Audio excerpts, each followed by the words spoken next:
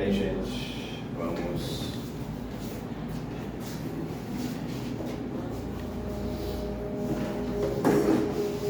dar os passos na célula, aquietar as mentes e os corações, para na sintonia da prece agradecermos ao Divino Amigo a oportunidade concedida a encarnados, desencarnados na noite de hoje. Sejamos merecedores, Senhor, do teu amor, do teu amparo, da tua misericórdia.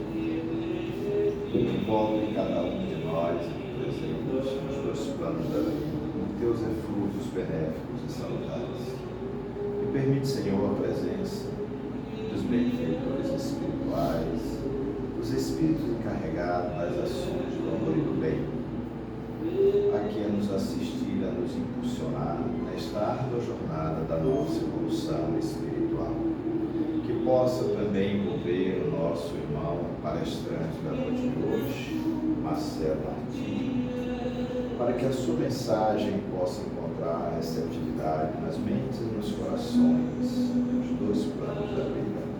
Fluidificar, Senhor, para que sirva de medicação para o espírito e na certeza da sua amorável presença, dos benfeitores amigos aqui entre nós, e agradecemos humilde e fraternalmente, dizendo: Senhor, seja conosco, hoje, agora e sempre. Muita paz, o Senhor nos abençoe a todos.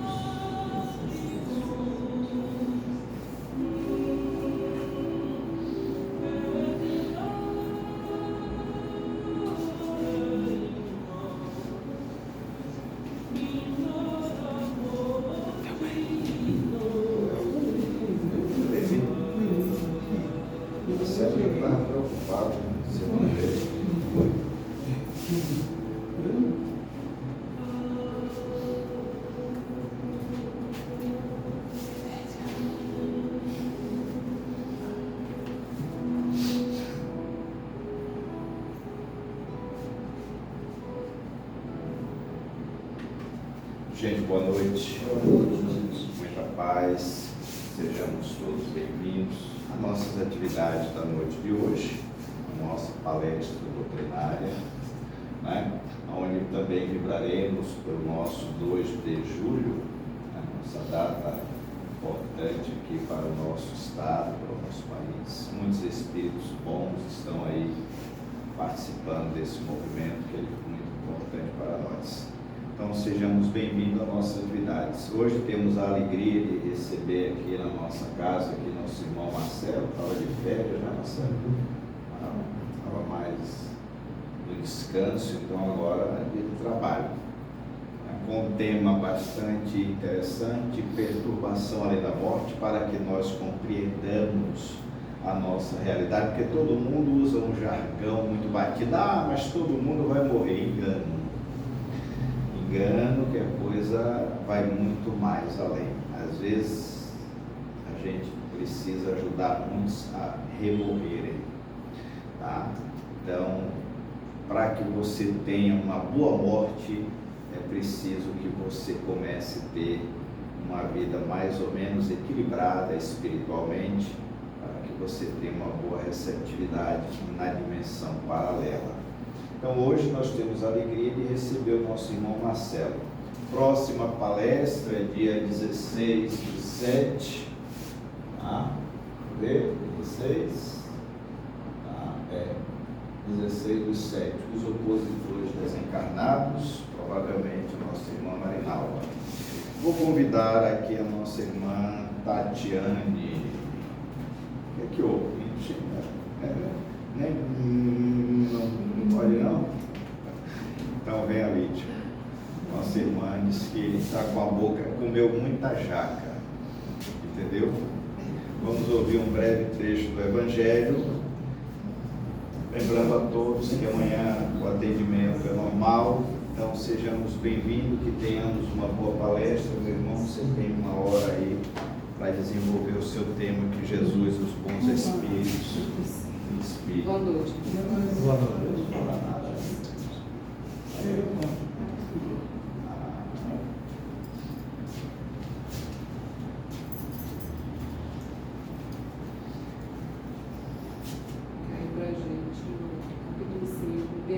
dos aflitos. Provas voluntárias do verdadeiro silêncio.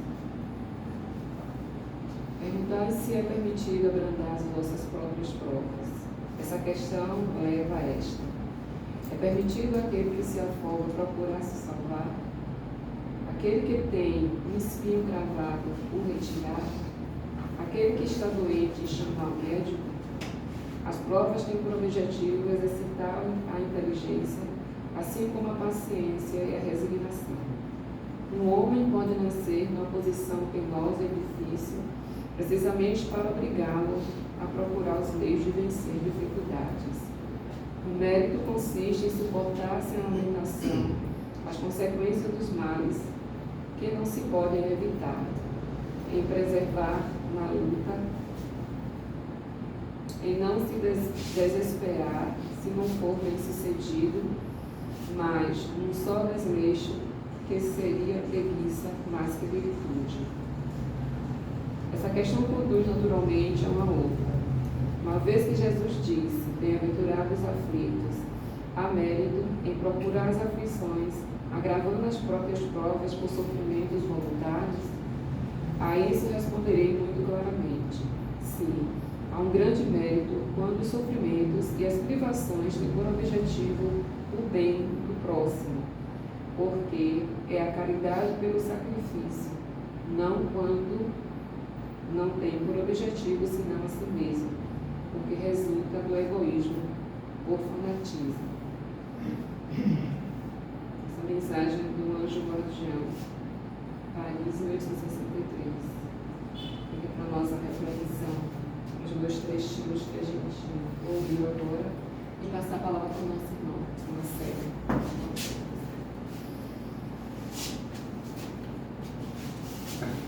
Meus irmãos, que a luz do Mestre Jesus nos envolva hoje sempre. Como Edson falou, a nossa morte será determinada pela nossa vida. Ele falou isso em outras palavras. Existe a explanação do estado dos espíritos na codificação kardeciana, no Livro dos Espíritos, nos textos que tratam justamente da perturbação além da morte, que é um verbete do Livro dos Espíritos, e um verbete sobre as sensações dos espíritos. Ao invés de encaminhar pessoas para determinados lugares mediante um julgamento, a doutrina espírita faz uma abordagem mais racional. Porque a nossa cultura religiosa tem aquela abordagem: para onde eu vou quando eu morrer? Estou usando o termo normal, né? Porque esse negócio de morte também é uma ilusão. Aí uns dizem que é para o céu, outros para o inferno. Os gregos acreditavam no Hades. E outras, o Sheol, dos judeus, e cada um dizendo o lugar. E na verdade, quando o nosso corpo físico morrer, a gente não vai para lugar nenhum. A gente simplesmente vai mudar de estado, de encarnado para desencarnado. E o desencarnado, sem o corpo físico, ele terá sim uma mobilidade muito maior do que o encarnado. Mas não existe lugares determinados onde você vai ser julgado. O Livro dos Espíritos esclarece que todo o espaço é preenchido por espíritos. Tem espírito na Lua, tem espírito em Júpiter, tem espírito na Terra, debaixo da Terra, em cima da Terra. Tem espírito em tudo quanto é canto. Até na sua casa tem espírito. Você está morrendo de medo de assombração, todo mundo vive assombrado. Para cada encarnado tem 3 desencarnados. Então, na sua cozinha tem espírito, na sua sala tem espírito. Alguns, quando desencarnam, vão para a sua sala. Eles têm essa mobilidade. A questão é essa. Então, essa questão de para onde a gente vai é uma questão muito primitiva antes da física relativística ter relativizado a questão de espaço. Esse negócio de tempo e espaço é muito relativo no plano espiritual. Então, como nós definimos, nós espíritas definimos o que as pessoas chamam de morte. A morte é uma mudança de estado. O que nós chamamos de morte é uma mudança de estado, não é uma mudança de local. Você hoje está encarnado, está preso a um corpo físico. Quando o seu corpo físico morrer, você estará livre. Você deixa de ser um espírito preso na matéria e passa a ser um espírito livre. Então não é uma mudança de local, é uma mudança de estado. Estando livre da matéria, você vai viver a sua realidade íntima integralmente. Porque o corpo é um amortecedor. O corpo não deixa o espírito se manifestar integralmente. O corpo não deixa o espírito se movimentar livremente. Kardec, no livro dos Espíritos, ele compara o corpo com o escafandro, aquela roupa de mergulhador, que antigamente os mergulhadores se vestiam, tinham um cabo, para poder ir para debaixo do mar. Então, logicamente, que se você está com aquela roupa, você não se movimenta bem. Ou poderíamos comparar com alguém andando na lama. O corpo é pesado. Então, o que acontece quando se perde o corpo? Acontece que o espírito vive a sua realidade de forma integral. Porque aqui na Terra é o plano da ilusão. Você vai no salão de beleza, penteia o cabelo, bota na maquiagem, todo mundo acha que você é bonitinho. Mas não tem salão de beleza no plano espiritual. Não tem maquiagem. É a realidade. Essa mudança de estado é algo difícil para o espírito. Para o espírito encarnar ou desencarnar é um choque. Então existem dois momentos em que nós ficamos perturbados sem saber o que está acontecendo. No momento em que nós reencarnamos, que o espermatozoide é ligado ao óvulo, o espírito vai perdendo a sua consciência, vai perdendo a noção de si, e ele nasce como um bebê. Ele que era um homem poderoso, agora é um bebê dependente de tudo da mãe. Então ele fica perturbadinho, ele fica zonzo. É por isso que as crianças ficam assim, correndo de um lado para o outro. Está zonzinho. Ele assume uma personalidade durante a encarnação que não é integralmente a personalidade dele. É o que ele consegue manifestar naquela encarnação. E quando o corpo morre, ele volta ao seu estado integral de espírito. Isso causa uma nova perturbação.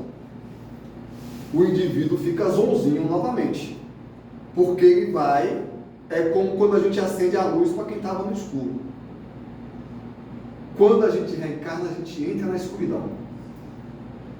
A encarnação é uma realidade meia luz. Quando a gente desencarna, a gente tem que encarar a realidade de novo. A pessoa fica perturbada. É que vem um tema assim, perturbação além da morte. Então, esse é um plano geral que a gente tem que entender em espiritismo. Porque o espiritismo muda completamente a concepção de morte. Não existe um Deus julgador que vai lá apontar: você é mau, você vai para o inferno, você é bom, você vai para o céu. Isso é uma metáfora. Os espíritos são atraídos para as colônias espirituais por atração energética. Não precisa ninguém apontar o dedo para eles e pegar você aqui pela gola. Vem cá, seu miserável, eu vou te empurrar para o inferno. Seu lugar é no inferno. Ou uma escada que leva para o céu. Depende simplesmente do peso do perispírito dele. Se ele é pesado, ele desce, porque é pesado. Não é porque Jesus está julgando ele. Se ele é leve, ele sobe, porque ele é leve. Quem é pesado, desce. Quem é leve, sobe. Por atração. Como um balão. Né? Um balão de hidrogênio. O hidrogênio é um gás leve. O hélio, o hidrogênio. Ele sobe porque ele é leve. O espírito, um espírito superior, é leve. Se você corta a âncora que está prendendo ele na terra, como você corta um barbante do balão, ele sobe. Não é porque Deus está levando, não é porque Jesus está levando, é porque ele é leve.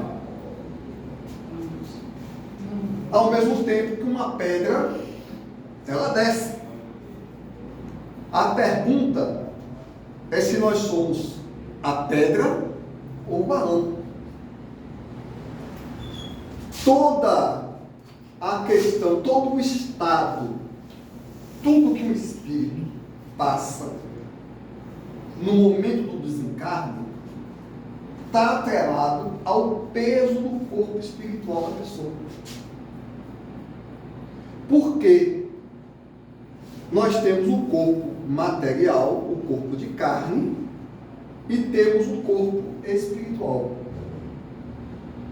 Os espíritos desencarnados só têm o corpo espiritual. Tudo o que acontece quando a gente perde o corpo de carne é que a gente tem que viver segundo a condição do nosso corpo espiritual. Então, uma pessoa que durante a sua encarnação teve ligada aos prazeres físicos, ao egoísmo, ao orgulho e à mágoa, o que é que acontece com ela? Ela emite pensamentos de baixa energia, de baixa vibração, de baixa frequência. O seu corpo espiritual é embebido, é formado de energias grosseiras, de energias pesadas. O pessoal vai para a academia porque não quer engordar. Pior do que engordar o corpo físico é engordar o corpo espiritual. É jogar um monte de peso em cima dele. Né? Cada mágoa, cada ato de maldade que a gente faz com alguém, cada vez que a gente prejudica uma pessoa, é uma mancha no corpo espiritual.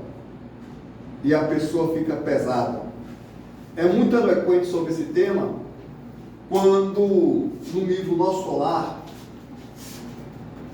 André Luiz fica chocado porque tem uma mulher desesperadamente pedindo socorro para entrar em nosso lar. Ela veio das faixas ucranianas e queria desesperadamente entrar.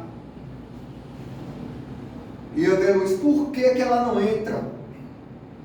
Aí o mentor de André Luiz explica: ela é muito pesada para entrar aqui. Mas como assim? Você não está vendo que o corpo espiritual dela está cheio de manchas? Mas agora eu estou vendo. Cada mancha daquela é um menino que ela abortou. Ela abortou várias vezes. Daquele jeito ali, ela não pode entrar. Porque não dá para ela passar com um corpo pesado daquele jeito. Então, cada mal feito que a gente faz é uma mancha no corpo espiritual. Então, o corpo espiritual fica pesado. Um espírito dedicado à caridade, ao amor, que se sacrifica pelo bem da humanidade, ele emite pensamentos de alta vibração, de alta frequência. O corpo espiritual dele é leve, enquanto o egoísta tem um corpo espiritual pesado. Com o corpo espiritual pesado, os laços que prendem o espírito ao corpo físico são fortes. A pessoa é muito grudada no corpo. Quanto mais importância a gente dá à vida material, quanto mais a nossa vontade estiver voltada para as coisas materiais, mais pesado é o corpo espiritual e mais grudado no corpo físico nós estamos. Quando a pessoa faz a caridade, pratica oração, estuda o Evangelho, e o pensamento dela está mais voltado para as coisas espirituais, ela se desliga do corpo, já em vida. O desencarne já começa durante a vida. Ele já começa a desencarnar porque já está se desligando do corpo. Um exemplo disso era Chico Xavier. Chico Xavier era um ser interexistencial. Ele já era um homem de outro mundo. Ele já não estava mais aqui, né? Ele já não pertencia. O Evangelho diz isso, que o cristão não deve ser um homem do mundo. Então, alguém que tem o perispírito pesado, o corpo espiritual, alguém que tem laços muito pesados e firmes com o corpo físico, quando o corpo físico morre, como diz o Evangelho, onde estiver seu tesouro, aí estará seu coração. Seu coração está no seu corpo. Então, logicamente, a coisa é muito traumática. Chega a ser traumática, quando o Edson falou de 2 mortes, que tem gente que o corpo morre e a desencarnação não completa. Aí nesse estado, aí tem diversas gradações e diversas situações que podem acontecer. Depende do nível de ligação entre o espírito e o corpo. Então, eu vou começar das mais pesadas para ir para as mais leves. A ligação, em alguns casos, é tão intensa que o espírito é enterrado junto com o corpo. E aí, ele sente tudo, ele se vê dentro do caixão, fica batendo o caixão querendo sair, e começa a sentir a decomposição, começa a sentir os vermes moendo ele. Ninguém quer uma experiência dessa, né?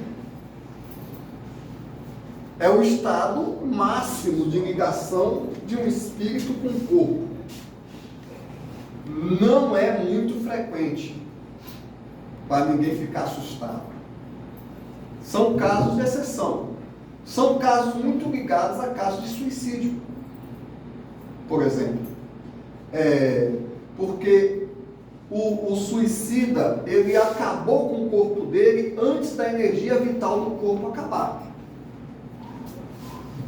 Então, o perispírito dele, o corpo espiritual dele, ainda está encharcado da energia vital. Porque quando a gente vai envelhecendo, a nossa vitalidade vai diminuindo. Então é melhor que você perca seu corpo com menos energia vital.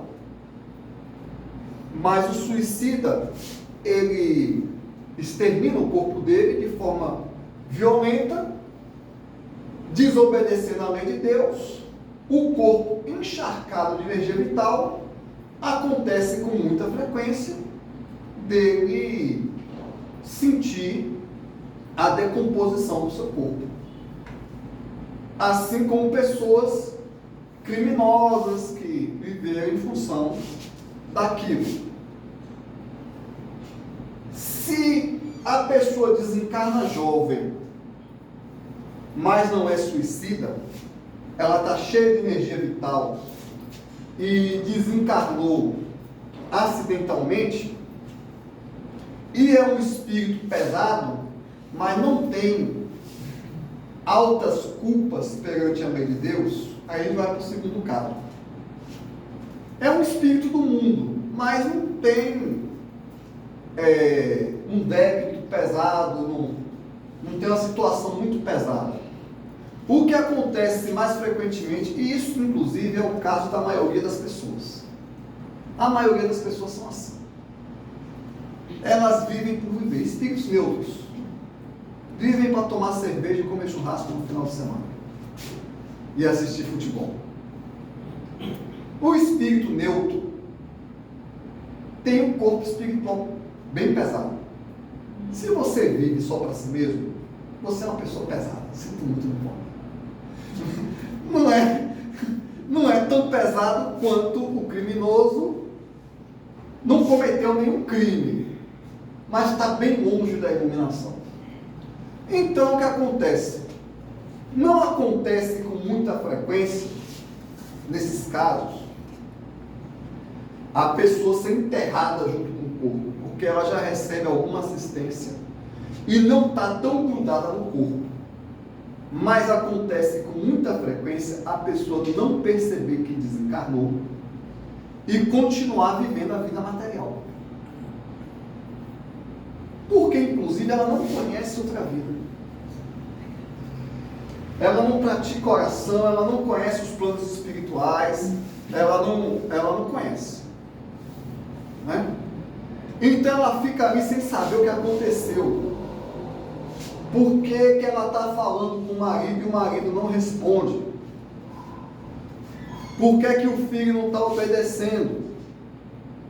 Vai na escola, vai no trabalho, vai na igreja e ninguém dá atenção a ele.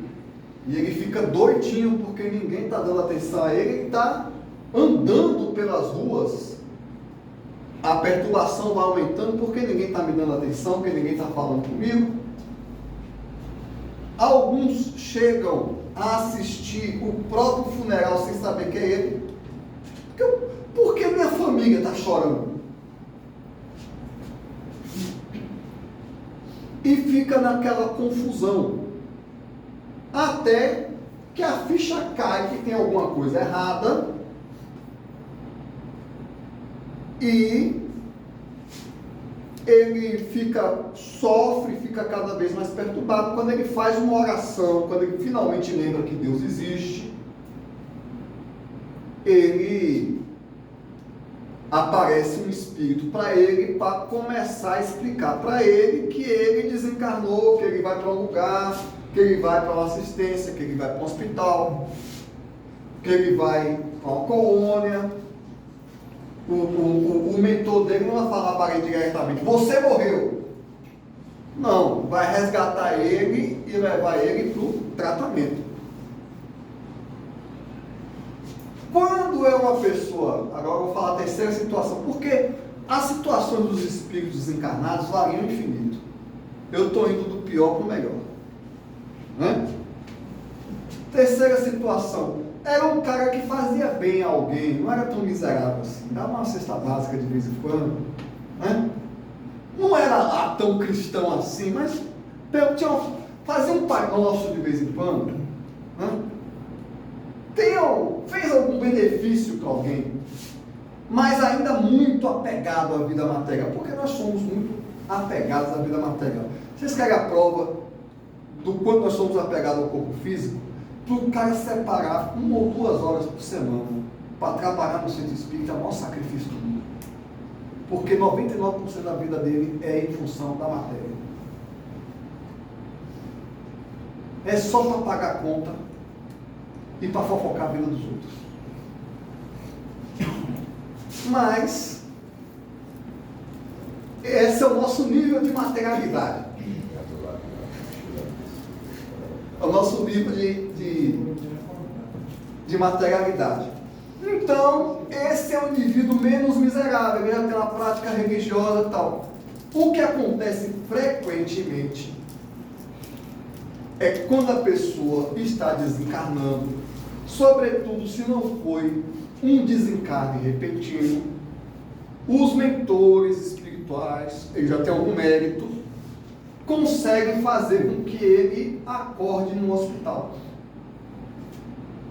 Ele dorme na UTI da matéria e acorda na UTI do plano espiritual. Aí ele acorda doente. Sim. A gente vê isso nas reuniões mediúnicas. Quem tem prática mediúnica vê isso. Não porque a minha garganta está doendo, porque o meu estômago frequentemente não me deixa morrer, não me deixa morrer. Doutor, pelo amor de Deus, não me deixe morrer. Está perturbadinho, mas está no hospital, está sendo atendido, não tem nenhum espírito trevoso do lado dele, fica procurando pela mulher, pelos filhos e tal. Não, meu irmão, depois que você se tratar, acorda no hospital. Glória a Deus se essa for a nossa situação. É um negócio razoavelmente tranquilo. Eu não tenho problema nenhum com isso.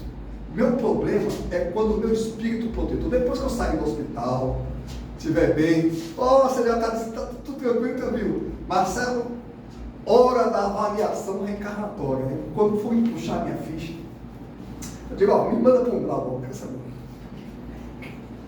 Meu problema é com a ficha. Depois que você acaba a perturbação, vem a avaliação da reencarnação.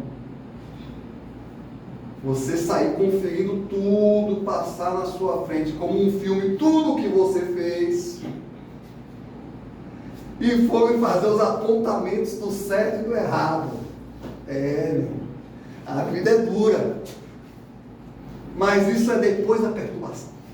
Isso já é outro capítulo. Daí, de um estado para o outro, já por uns anos. Então, a gente vê muito essa situação do espírito acordar no hospital. E esses são os melhorzinhos. Esses têm que dar glórias ao Senhor. Porque quando o espírito está bastante endividado, não tem uma prática religiosa, ele não acorda no hospital, ele acorda nas faixas inferiores, que é o caso que André Luiz relata em Nosso Lar. O que os espíritas chamam de umbral, que é mal entendido. Olha, umbral não é a versão espírita do inferno, não está lá embaixo. Umbral, etimologicamente significa entrada. Os umbrais de um prédio, a entrada. Seria a entrada do plano espiritual. Vocês sabem o que é o umbral onde André Luiz acordou? É a terra. A gente vive no umbral. A nossa sociedade é um umbralino. É a nossa condição evolutiva. Então você não vai para lugar nenhum. Você vai encarar o umbral que você já vive. Porque a humanidade vive no umbral. Está todo mundo aí fora se escalpelando para ganhar dinheiro, para pisar um no pescoço do outro. Tem meia dúzia de guerras na Terra. A humanidade produz muito mais alimento do que a gente precisa e tem 700 milhões de pessoas passando fome. Isso é umbral. Você não vai para o umbral, você vive no umbral. Você é um espírito umbral. Tomara que esteja fazendo umas orações e lendo o Evangelho para deixar de ser umbralino, né? Então, desperta-se naquela realidade trevosa, rodeado de espíritos trevosos, espíritos negativos.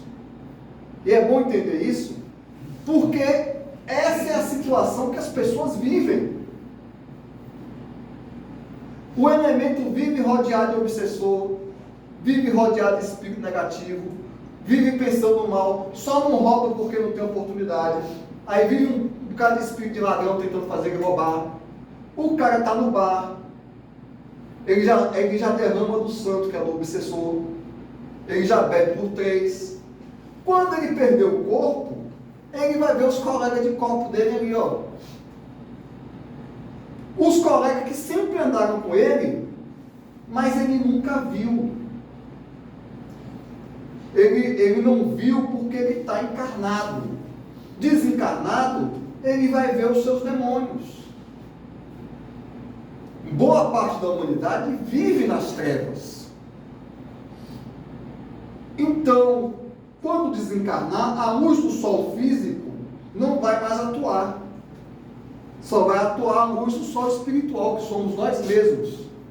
Então, aquela situação de estar num vale trevoso, cheio de violência, passando fome, passando frio, sentindo, a pessoa é apegada à matéria, né? Sente fome porque não pode mais comer, porque é apegada à matéria.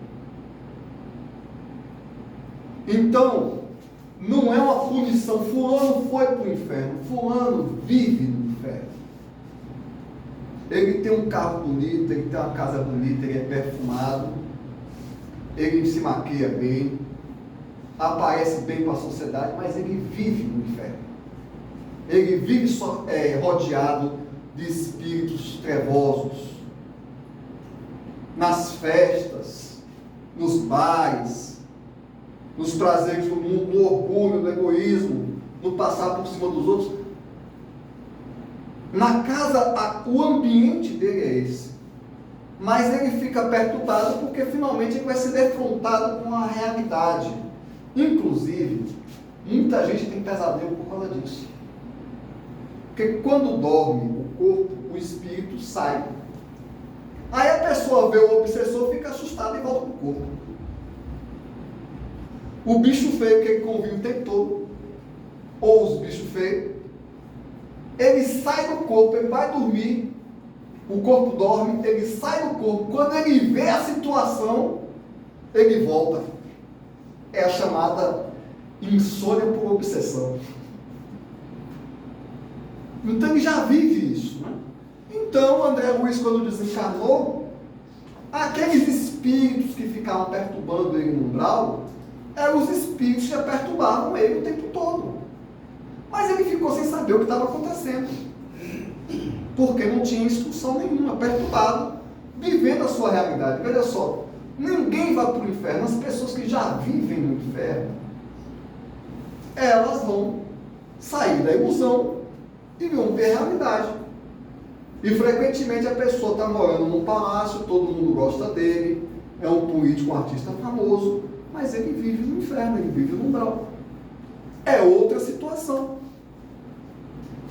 Veja que cada um tem uma situação de acordo com o seu nível de materialidade e o padrão de vida que ele tem. Mas vamos lá. O cara é trabalhador espírita. O trabalhador espírita é um espírito umbralino em recuperação.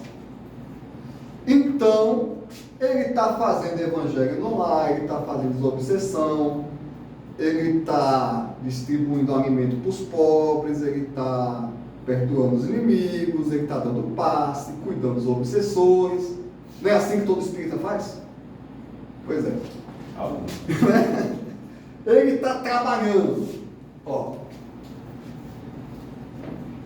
à medida que a gente vai trabalhando para Jesus, orando, estudando o Evangelho, o que é que acontece? O peso do corpo espiritual diminui. Então, eu já vou morrendo para o mundo em vida, eu já vou vivendo o plano espiritual. Quando eu chego na mediúnica, que eu entro em contato com os espíritos, quando eu oro, que eu entro em contato com o meu espírito protetor, e eu já vou sintonizando com os planos espirituais superiores, eu já vou vivendo nesses planos espirituais, né? Se você é um trabalhador espírita, você está orando, quando você botar seu corpo para dormir, que você sai do corpo, você não vai para o bar, você vai para um plano superior, receber instruções sobre o trabalho espírita do dia seguinte, né? Marcelo, amanhã tem palestra. Meu espírito protetor me pega do corpo. Hora de estudar para a sua palestra de amanhã, para a gente dizer para você o que é que você vai falar. Ou os médiuns de uma reunião mediúnica, né? Ó, os espíritos que vocês vão comunicar na reunião mediúnica, a gente vai começar aqui agora o tratamento deles. Vamos reunir aqui de noite, todo mundo sai do corpo e vai se encontrar com os colegas na reunião mediúnica para receber instruções. Então vocês vejam bem, qual é a situação da pessoa que vive no bar e da pessoa que vive no centro espírita. Quando o frequentador do bar desencarnar, ele vai encontrar os colegas de corpo.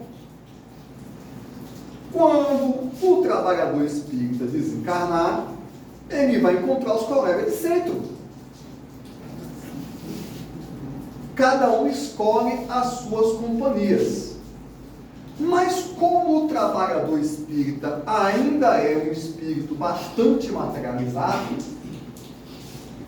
ele vai ficar confuso, sem saber onde ele está. Vai para o centro espírita, e os colegas não vão ver ele, vai ficar magoado, porque ninguém me chama para falar, porque ninguém está te vendo, meu irmão. Né? Mas ele vai encontrar. Aí tem a situação também na modalidade do desencarne. Se for um desencarne rápido, o espírito fica mais perturbado. Se for lento, se ele desencarnar no hospital, se ele já está vendo, se já está idoso, já está sabendo que vai desencarnar, ele já acorda no hospital do plano espiritual. Mas pego de surpresa, o espírito fica confuso. Mas ele vai ficar confuso rodeado de amigos. Ele não vai ficar confuso rodeado de inimigos. Ele não vai ser puxado para baixo. Não vai ascender às altas esferas espirituais, porque ele não é um espírito superior. Ele é só um trabalhador espírita, ele não é um santo. Mas também não vai ser puxado para baixo. E ainda mais tem o seguinte: os amigos que a gente cultiva são um tesouro. Cada espírito na reunião mediúnica, é porque os espíritos não medem isso.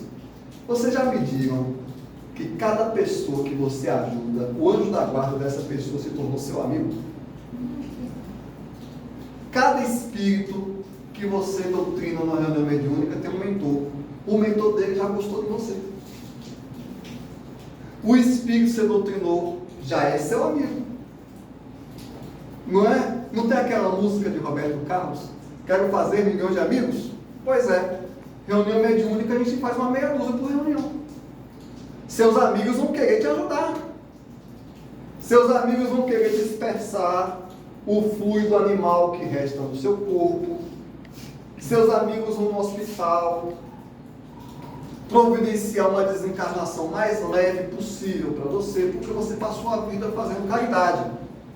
Você não é perfeito, você é um espírito meio pesado, mas tem um bocado de amigo para ajudar. tem um mentor da casa, tem um monte de gente para te ajudar a desencarnar. E eles vão estar lá tentando desfazer os laços. Mas quando é um trabalhador espírita comprometido mesmo, como diz Kardec, tem 3 tipos de espírita. O espírito experimental, aquele que só vai para assistir mediúnica, o teórico, o que sabe doutrina, e o que pratica a doutrina espírita. Aí a situação é completamente diferente. Eu não lembro se é no livro Obreiros da Vida Eterna, que são 4 casos de desencarnação de 4 trabalhadores do Cristo. 2 espíritas, uma evangélica e um católico. O católico era um homem muito bom, muito caridoso, só que ele era muito apegado ao corpo e tinha muito medo de morrer. E morrer de medo de Satanás. Como este homem era bom, se moveu André Luiz e mais 3 mentores para ajudar no desencarne dele. E levaram até o padre, porque ele era católico. Só que ele desencarnou todo confuso. E quando ele viu o padre no plano espiritual, que ele foi guiado para uma colônia, ele começou a perguntar para o padre onde é que estava São Pedro, ou se ele ia conseguir uma audiência com Jesus. Mas tranquilo, mas ele não estava sofrendo. Ele estava iludido, mas sofrendo ele não estava, ele estava tranquilo. Porque é um homem bom.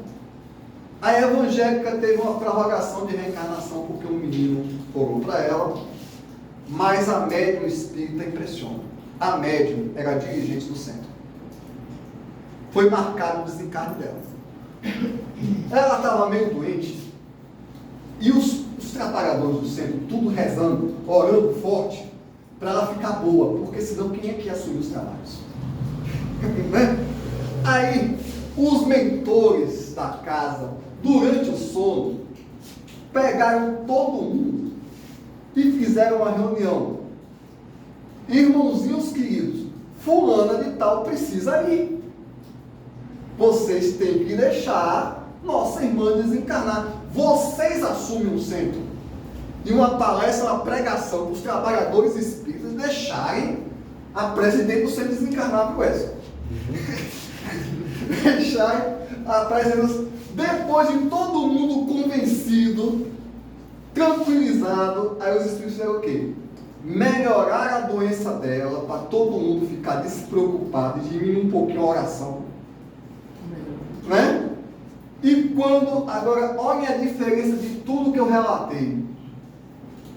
E quando chegou a hora H, que foi a hora dela desencarnar, ela estava tranquila, conversando com os mentores.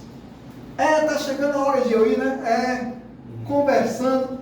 Minha irmã, chegou a hora. Vocês permitem que eu mesma corte o último laço? Permito. Então vá lá e termine o serviço. Ela mesma foi lá, cortou o último laço, desencarnou e saiu conversando com os mentores como se nada tivesse acontecido. Perturbação zero. Perturbação zerada. Ela mesma fez todo o processo. Ela participou da reunião para os colegas, para os amigos delas deixarem ela partir em paz e assumirem o centro. Ela mesma fez a reunião com os mentores marcaram a data do desencarne dela, ela providenciou a morte dela, o desencarne dela, e ela saiu de lá como se nada tivesse acontecido, porque ela já vivia a vida espiritual. Né? Como se ela já vivia no plano espiritual, qual é a surpresa? Né? Como Chico Xavier disse, quando Chico Xavier desencarnou, 2 raios de luz saem para cima assim, ele e Emmanuel. Qual é a surpresa? Agora, esse é um caso muito legal. Eu tenho certeza que todo mundo aqui vai ser assim, vai ser tranquilo. O negócio de morrer é tranquilo. Que dia mesmo, marca horário, avisa a família, gente, tá hora, eu vou embora, viu? Mas o caso mais elevado que eu reconheço na literatura espírita é o desencarne de Paulo. Paulo foi um homem que, São Paulo, errou muito na primeira metade da encarnação dele e passou a segunda metade toda se sacrificando por Jesus. Fundou as 7 igrejas, foi torturado, foi preso, apedrejado, 40 anos de ficha corrida de trabalho sacrificial por Jesus. Algumas vezes Jesus conversava direto com ele. O Paulo, ele desencarnou por ordem do imperador Nero. O imperador prendeu ele, não teve coragem de matar ele na frente de todo mundo, e mandou um oficial romano matar ele. O soldado levou ele para fora da cidade. Aí o soldado estava hesitando, porque era um homem santo. E Paulo tinha uma autoridade moral enorme. O soldado disse: Senhor, lamenta essa tarefa. Paulo olhou para ele e disse: meu irmão, não lamente. Eu lamento por você que vai ficar aqui no reino da ilusão, servindo ao imperador do pecado. Eu vou partir para o reino da luz, para servir o Senhor da paz. Pegue sua espada e faça logo o que você tem que fazer. E o soldado fendeu o pescoço de Paulo e o corpo caiu. O que Emmanuel relata foi que, depois que o corpo caiu, Paulo tirou uma soneca de algumas horas. Quando ele acordou debaixo de uma árvore, ele percebeu que o corpo dele estava todo novo, jovem, bonito, e ele ouviu os passos vindo na direção dele. Aí ele recebeu Gamaliel. Paulo, o professor dele: eu vim aqui te receber nas esferas do redimido. Ah, que legal, já estou livre. Tá, Paulo. Qual é o seu primeiro desejo na esfera dos redimidos? Eu quero visitar todas as cidades, as igrejas que eu fundei. E aí, ele saiu voando com Gamaliel, vomitando. Primeiro ele foi no circo de Roma e viu os cristãos sacrificados desencarnados. Os cristãos reconheceram o mestre, Paulo, e foram fazer companhia a ele. E aí foi centenas de cristãos cantando, acompanhando Paulo, voando pelo mundo. Depois ele visitou cada uma das igrejas que ele fundou, e cada igreja que ele fundava se juntava mais cristão do lado dele. Tinha centenas de espíritos cantando, comemorando a volta de São Paulo no plano espiritual, cantando para ele, enquanto ele visitava as igrejas. Ele saiu por aí voando, visitando o mundo, as 7 igrejas que ele fundou, porque o compromisso dele era com Jesus. E no final, ele resolveu: agora eu quero ir para o lugar que ele determinava para onde ele queria ir. Centenas de espíritos seguindo ele e ele dando as ordens. Eu quero ir para o lugar que o mestre foi crucificado para fazer minhas orações. Todo mundo foi lá por volta, porque Paulo tinha que orar. Quando Paulo estava orando no Gólgota, ele viu o céu se abrir e viu 3 figuras descendo do alto. Jesus, do lado direito, Estevão, o primeiro mártir do cristianismo, e do lado esquerdo, Abigail, a noiva dele. E Paulo olhou para Jesus, porque tudo na vida dele ele devia a Jesus, e perguntou para o mestre o que é que ele tinha que fazer ali. E o mestre disse: venha, Paulo, porque no meu reino os algozes e os criminosos se reúnem no plano do perdão. E ele saiu com Jesus para as esferas superiores.